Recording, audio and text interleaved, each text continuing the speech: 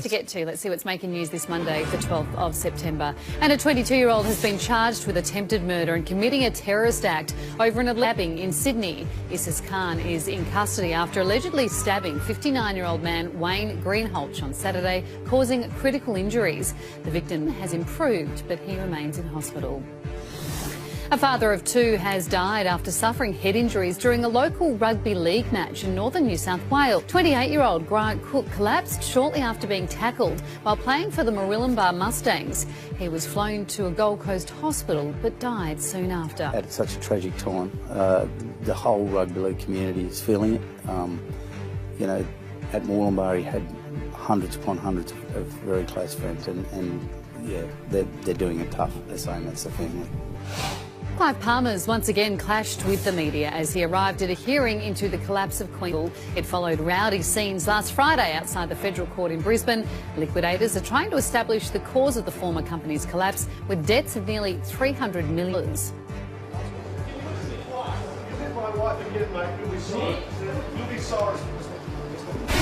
And Melbourne's train system has been ranked Australia's worst, while Perth's trains are the best, according to a customer satisfaction survey. Apparently, smelly passengers are rated our #1 annoyance, while people taking up too much or strangers in your personal space are also on the nose.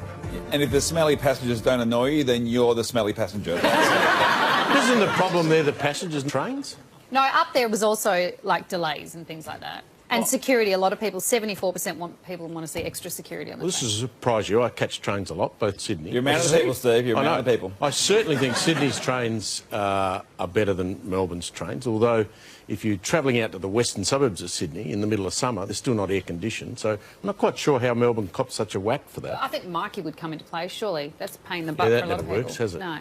I disagree. I think Mikey's not too bad, is Do you take public transport? What's that? Do you take public transport? No. Yeah. When was the last time? When? When was the last time? This morning. You are lying. You're making that up. I do catch a train every now and then. I like it. To the footy. Love it. If we hang on you long enough, I don't ever catch a train. I know. I don't shower, so nobody speaks to me on the train. There was a car accident in Adelaide, and, well, I'll let this local man tell you.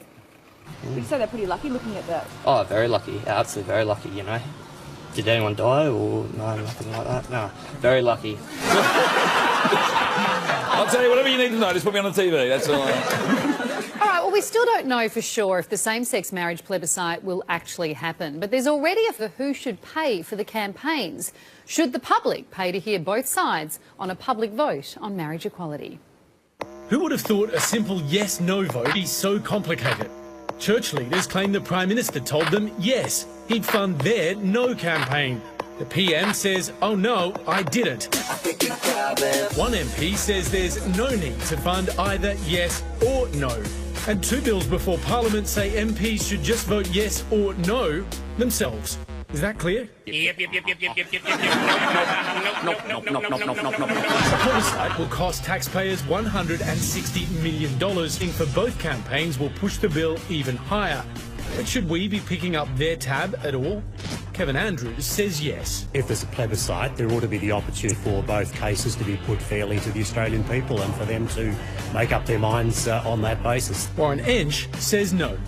All it does is muddy the water and, in my view, has the potential to create a lot more unpleasantness. It does look like we've made up our minds. Between 60 and 70% of us support marriage equality, making same-sex marriage more popular than either Malcolm Turnbull or Bill Shorten.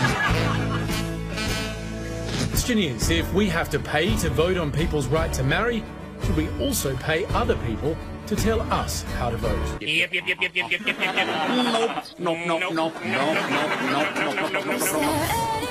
Well, Sam Maiden is News Corp's national political editor, and she joins us now. Sam, the Anglican Archbishop of Sydney's the PM promised them funding. The PM denies this. Which one of them here is telling porkies? Well, it's a he said, isn't it? It's not a he said, she got two blokes and no one can agree with what was said in the room. This was a meeting that was 2 days before Valentine's Day, but it didn't prove that romantic. Everybody's walked out of the meeting hearing what I think wanted to hear. But it's not a good look for Malcolm Turnbull, I think, to be, picking a fight with God, as it were. This is the most senior leaders of the Anglican Church in Australia. He's been backed up by Catholic leaders and other people in the room, and I think that the Prime Minister's now being a little bit more circumspect and careful about exactly what happened in that meeting. Who will get the money? Like, will there be a group for each? Will then decide how and where the money should be spent? Like, how would all that work? Well, if it was to be offered, it would be similar to the Republic campaign. The Prime Minister has made a distinction between referendums and plebiscites, essentially to argue there shouldn't be public funding. If there was public funding, he's pledged that there would be equal public funding for both sides. The churches have said they want something in the quantum of $10 million adjusted for inflation from 1999, about $50, and that would be awarded to the official yes and the official no campaign. So it wouldn't just be, handed out in the street. Sam, Labor introduced a bill today to bypass the plebiscite, but the Labor leader used some really strong words. Let me be as blunt as possible. A no campaign would be an emotional torment for gay teenagers. And if one child commits suicide over the plebiscite, then that is one too many. Now, that's a subject that we in public are always extremely cautious in talking about. Are you surprised that that word, Gilla, was used in Parliament in that way? No, I'm not surprised, because there is a view amongst people that do not support a plebiscite that the reason why they can't is too divisive and too damaging, and it would unleash too much ugliness and too much homophobia that could have an effect on the mental health of young people. Not going to see homophobia go away if you don't have a plebiscite. If you want to change the law, if you want to make same-sex marriage legal, the plebiscite is one way to do it. All right, Sam, thanks for your time tonight. Cabinet's meeting right now, and what they're supposedly discussing is what the question will be. So if he had division and argument, can you imagine what the division and argument in that cabinet room will be about what the question will be? Is there actually going to be a plebiscite, do you think, in this term? I don't think so. I don't think we'll get this resolved until we have another election and Labor wins it. It won't be resolved by a plebiscite. See, just quickly, here's my Mikey card, mate. Got it in my pocket. There you go. Tap on the way home. Seeing it up close, it looks well used. It's well used. Too. Topped it up the other day because I used it so much. It's been sitting in your pocket, that's why. No, I used it.